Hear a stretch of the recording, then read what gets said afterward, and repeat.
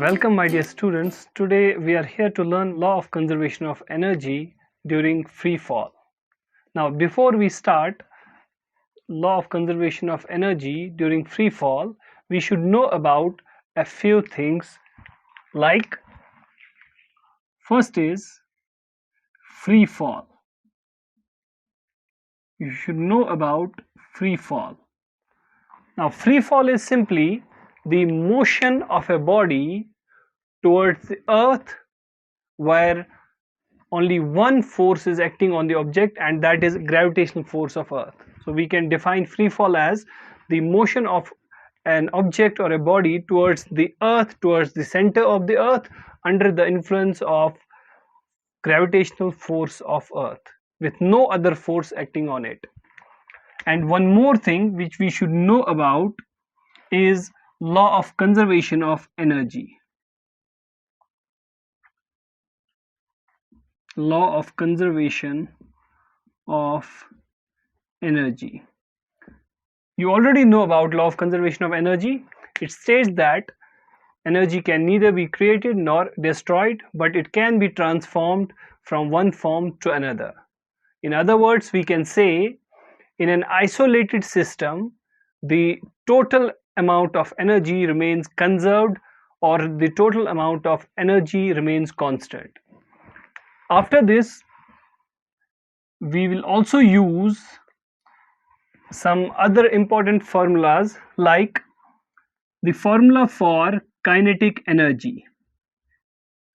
You already know about it. Kinetic energy is equal to half of mv square, where m is mass of the object and v is velocity of the object. So kinetic energy, you already know about it. It's the energy possessed by a body due to its motion, and this is the way we can calculate kinetic energy. After this, you should know about one more thing, that is the formula to calculate potential energy. Now potential energy, as you already know, is the energy possessed by a body due to its elevated position. So here when we write potential energy, we are talking about gravitational potential energy, and formula for it is mgh. So potential energy is equal to mass multiplied by acceleration due to gravity multiplied by height, right? So these are a few things which you should already know before we start the proving how energy is conserved during free fall. One more thing which you should know about is the third equation of motion. Third equation of motion, right? Since free fall is an example of uniformly accelerated motion, we can use, wherever needed, we can use equations of motion. So third equation of motion is v square minus u square is equal to 2as. So these are some of the terms which we will use and some of the formulas which we will use while proving the conservation of energy during free fall. Now, as you can see here in the diagram, we have an object which has been elevated to a height h, and the elevated position of object is a, right? So when we drop this object from this height h, from this position a, when we drop this object, it accelerates towards the earth due to gravitational force of earth. Now what we need to prove here is that the total amount of energy at this position a should be equal to total amount of energy at this position b, and that in turn should be equal to the total amount of energy at this point c. Now one thing may happen, one type of energy may increase and at the same time another type of energy may decrease, but that means when we see the overall energy, the total energy of the object at any of these positions, that total energy should remain constant. Now let us start it from here. Let us suppose we have an object of mass m. Let the mass of the object be m, which has been elevated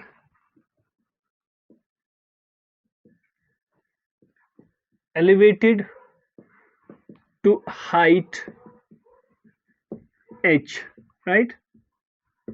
So we have considered the mass of this object is m and height to which it has been elevated is h, right?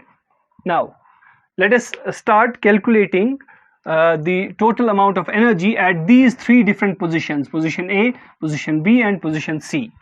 Let us start with position A.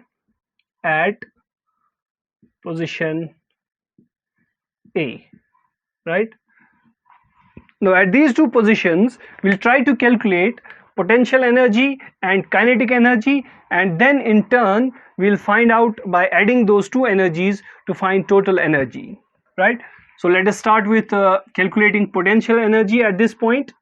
So potential energy at this point A is equal to, now we have formula for potential energy here, you can see it. Potential energy is mass of object multiplied by acceleration due to gravity multiplied by height. So mass, as we have already taken here, m, acceleration due to gravity is g, and height to which it has been raised, you can see it here, the height to which it has been raised is h. So potential energy is mgh, right? Now in the same manner you can name this equation, you can name this as equation first, right? Say this is equation first. Now in the same manner let us try to calculate kinetic energy. Now formula for kinetic energy is here. Kinetic energy is equal to half of mv square. So kinetic energy at this point will be half of mv square, which we can write as, now you already know the velocity at this point. We have raised this object to position A. When we raise it to position A, suppose this object is at rest, right? This object is at rest, we are yet to drop this object. So when we take when this object is at rest, that means velocity will be equal to 0. So we can take half of m multiplied by 0 square. So any number multiplied by 0 is 0. So we get kinetic energy is equal to, so this will be simply 0, right? If you wish, you can name this equation, you can name it as equation second, right? Now let us find out the total energy in this situation. Therefore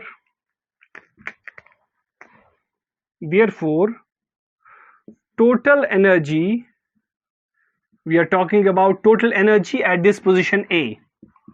At A is equal to potential energy plus kinetic energy. So we can write this as total energy as, this is equal to potential energy, we can use this, that is mgh, plus kinetic energy, we already have it here, that is 0. So we can write it down here, we can write it this way, using first and second, right? We have used equation first and second. We simply have substituted the values of potential energy, kinetic energy from equations first and second. So we get total potential energy plus kinetic energy, which gives us the total energy at this position A, that is equal to mgh. If you wish, can name this as equation third, right? So this is at position A. Now we'll move forward to position B, which means you can see it here, we have dropped this object now from A, and while it's coming down towards the earth, while it's descending towards the earth under the influence of gravitational force only, we can see it here, it will accelerate towards the earth. So while it's accelerating, its height is decreasing while its velocity will be increasing, which means when height is decreasing, potential energy will also decrease.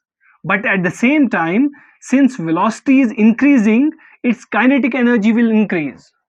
So one form of energy is increasing while another is decreasing, but the total amount should remain constant as per the law of conservation of energy.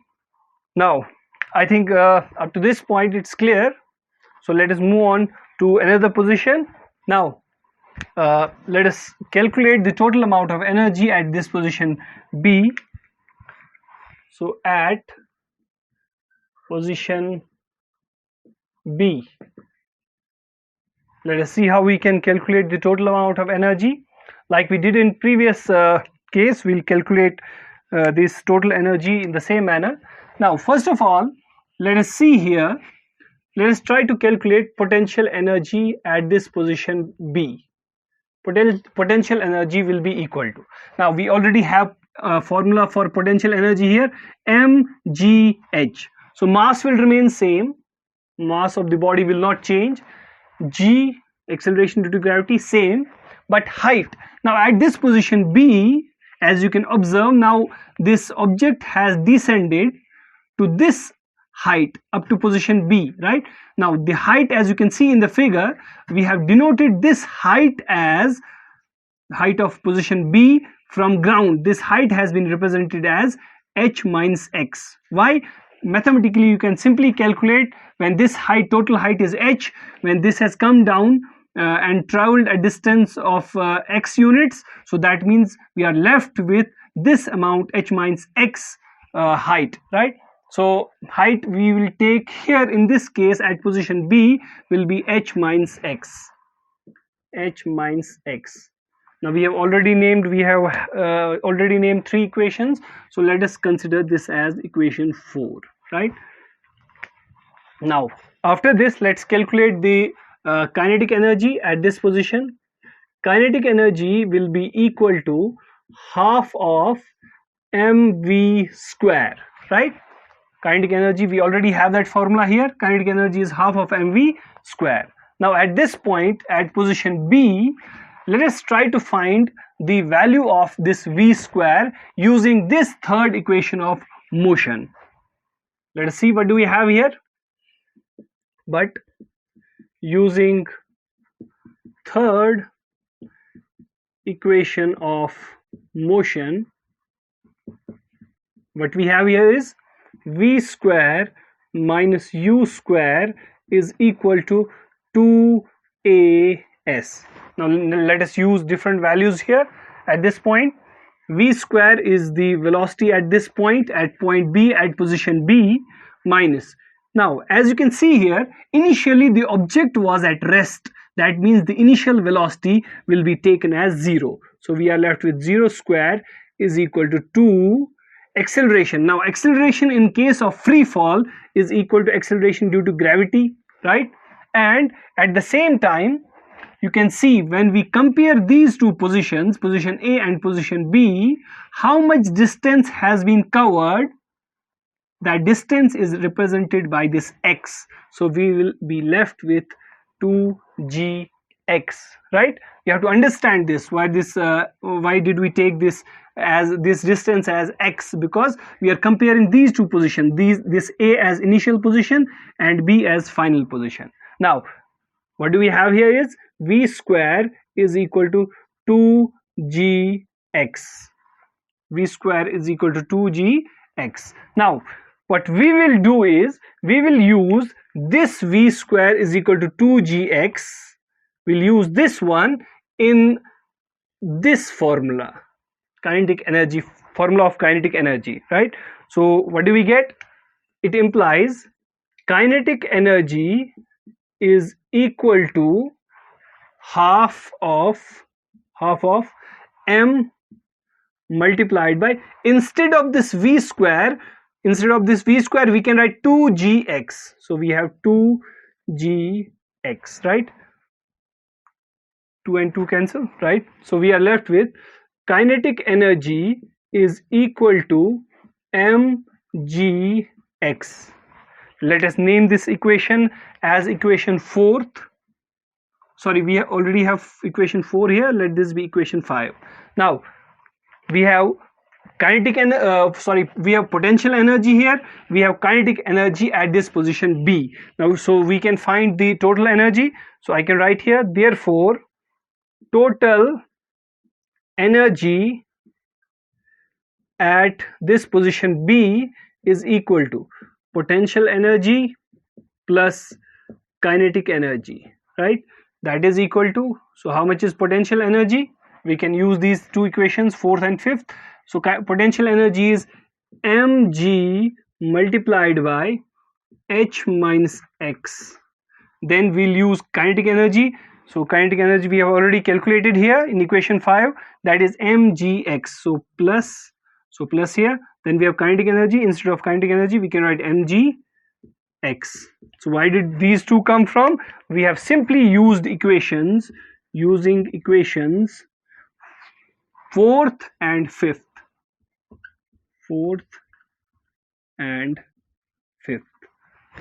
Right? Now after this, let us further simplify it. We'll simply multiply this mg with this h first and then x, and then we'll simplify this. So what do we have? We have total energy at point B, at position B, is equal to, now multiplying the what we had in previous equation, we'll multiply those terms. So we had mg multiplied by h will be mgh, minus mg into x is mgx, and then we had mgx. This mgx and this mgx cancel out, so we are left with mgh. Now we can name this equation as equation 6. Now you can see at position A total energy was mgh, at position B again you will see total energy is mgh. That means the total amount of energy is conserved at position A and position B.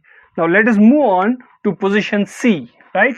So at position C, let us see what do we have at position C.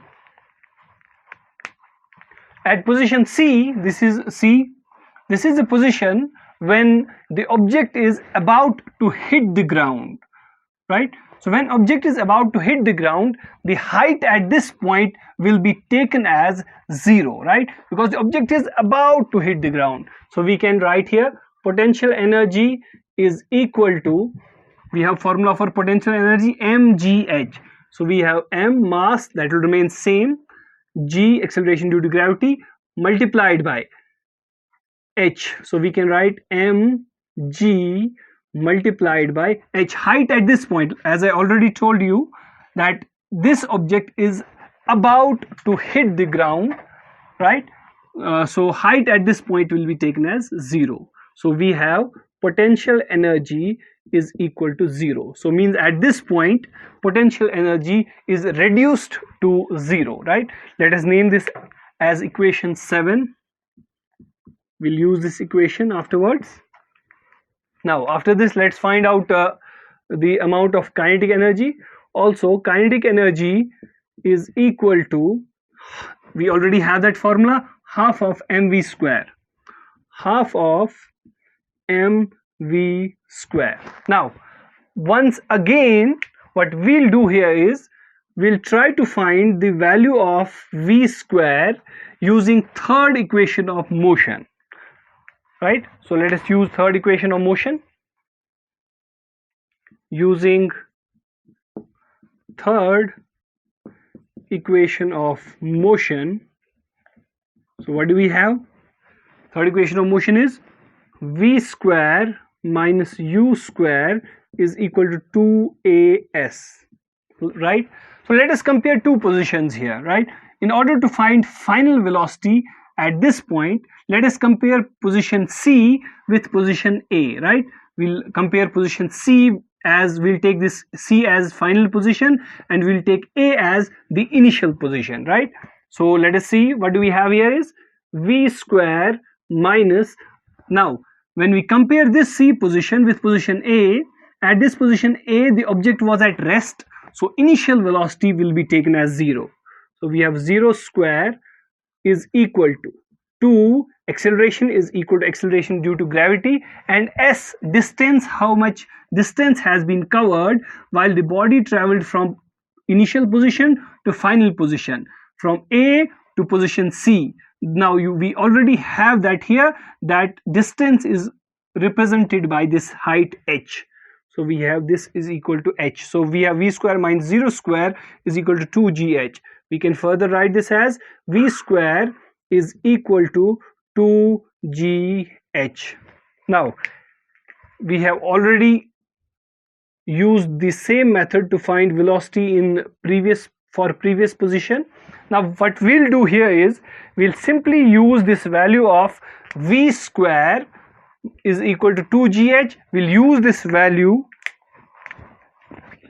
value in the formula of kinetic energy, right? So what do we have? It implies kinetic energy is equal to half of, then we have m, we'll write as it is, multiplied by, instead of v square we can write 2gh. 2 and 2 cancel out. So what do we get? Let me write it here. So we have kinetic energy is equal to m multiplied by g multiplied by h, mgh, right? Let us name this as equation 8, right? Now again in this for this position C, we will have to calculate total energy. So total energy can be obtained by adding the potential energy at this position C plus the kinetic energy at this position C. So we already have potential energy at this position C, denoted it by equation 7, and we have kinetic energy that has been displayed here as mgh in equation 8, right? Let us add these two to find total energy at this position. Let's find out. Therefore total energy at position C is equal to potential energy plus kinetic energy, right?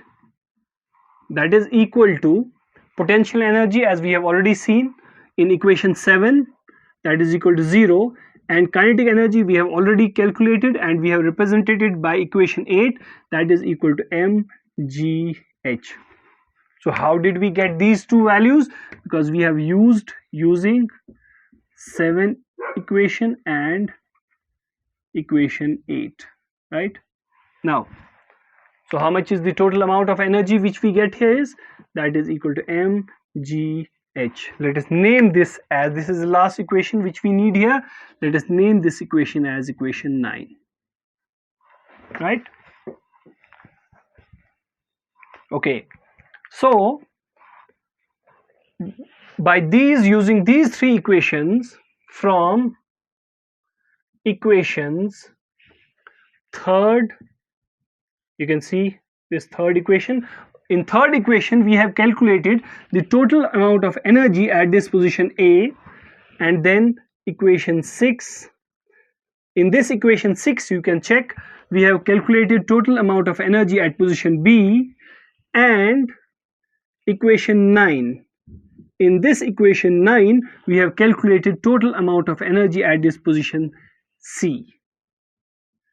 We conclude that now in these three equations, third, 6th and equation 9, you can see the total amount of energy in equation third for this position A, the total amount of energy is mgh. The total amount of energy at this position B is again mgh, which has been represented by equation 6, and then the total amount of energy at this position C is again mgh, which has been represented here in equation 9. So we have seen that the total amount of energy at these three positions, the total amount of energy remains same. Although when potential energy decreased while moving from position A to position B, when potential energy decreased, at the same time there was increase in kinetic energy. Means when one type of energy was decreasing, at the same moment another type of energy was increasing, but the total amount of energies at any of these positions remain same. So from equations 3rd, 6th and 9th, we conclude that the energy of the object or body remained conserved or constant while undergoing free fall, right? So when a body undergoes free fall, the total amount of energy remains conserved, the total amount of energy remains constant. That is how we have proved here the law of conservation of energy during free fall.